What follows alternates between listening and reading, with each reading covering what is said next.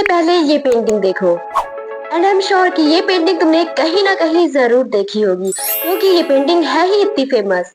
और ये पेंटिंग देखने में जितनी ड्रीमी और पीसफुल लगती है असल में उतनी है नहीं, क्योंकि जब तुम इस पेंटिंग के पीछे की स्टोरी को जानोगे तो इस पेंटिंग को देखने का पर्सपेक्टिव तुम्हारा बिल्कुल चेंज हो जाएगा। एंड आज की इस वीडियो में हम जानने वाले हैं the true story behind the starry night painting. Before we understand the painting, हम उस इंसान के बारे में थोड़ा सा जान लेते हैं जिसने इस पेंटिंग को बनाया है। The starry night was painted by the great artist Vincent van Gogh. Vincent van Gogh, born in 1853, grew up in a southern Netherlands where his father was a minister.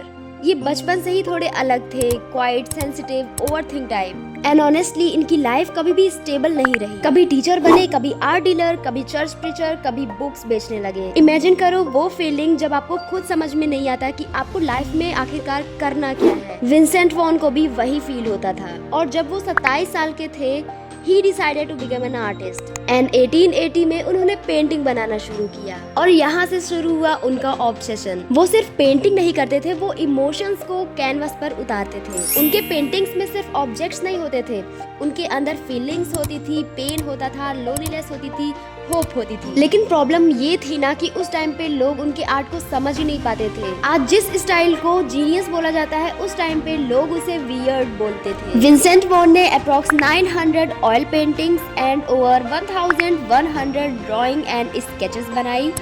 Total इन्होंने 2100 art works बनाए। और यहाँ पर shocking बात क्या है पता है?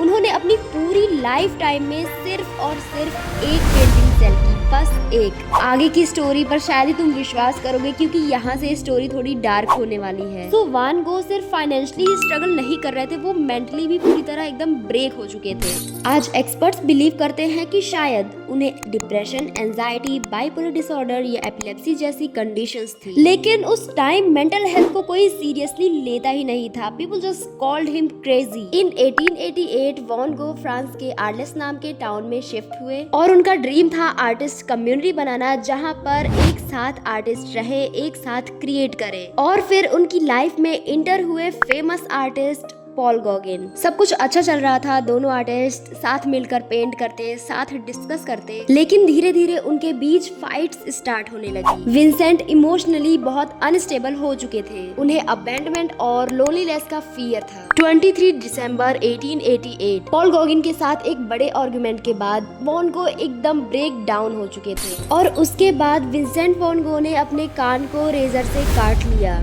अपने लेफ्ट ईयर को कट करने के बाद he visited a near by brothel और उसको उन्होंने टिश्यू में रैप करके गैब्रियल नाम की एक यंग वुमेन को दिया। इसके बाद police found Van Gogh unconscious in his bed the next morning and brought him to hospital. Van Gogh ने इस इवेंट की याद में 1889 में अपनी सेल्फ पोर्ट्रेट बनाई विद बैंडेज्ड ईयर और फिर उन्होंने खुद को 1889 में एक मेंटल एस्लम में एडमिट कर लिया। एंड गेस करो आगे क्या हुआ होगा?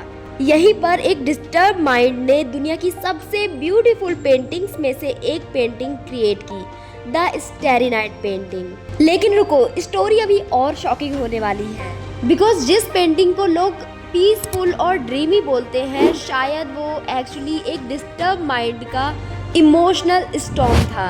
और जब मैं इस पेंटिंग को डिटेल में डिकोड करूंगी तो आप रियलाइज करोगे कि स्टैरी नाइट पेंटिंग सिर्फ स्टार्स की पेंटिंग नहीं है। It's a silent conversation between pain and hope.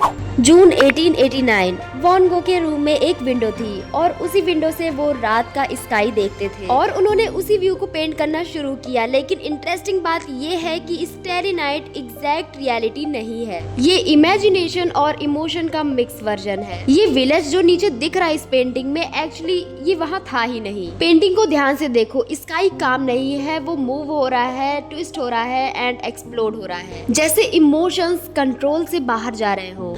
और स्टार्स की बात करें तो वॉन गो ने उन्हें नॉर्मल डॉट्स की तरह नहीं पेंट कर दिया है, they glow almost alive. Van Gogh ने एक बार लेटर में लिखा था, I often think that the night is more alive and more richly coloured than the day. And honestly ये लाइन स्टैरी नाइट को परफेक्टली एक्सप्लेन करती है। फॉर विंसेंट नाइट डार्कनेस नहीं थी, उनके लिए नाइट इमोशन, एस्केप और इमेजिनेशन थी। पेंटिंग में एक मिस्टीरियस ऑब्जेक्ट है, the giant dark cypress tree.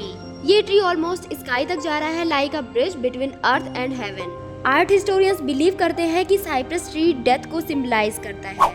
तो क्या वैन गॉग डेथ के बारे में सोच रहे थे?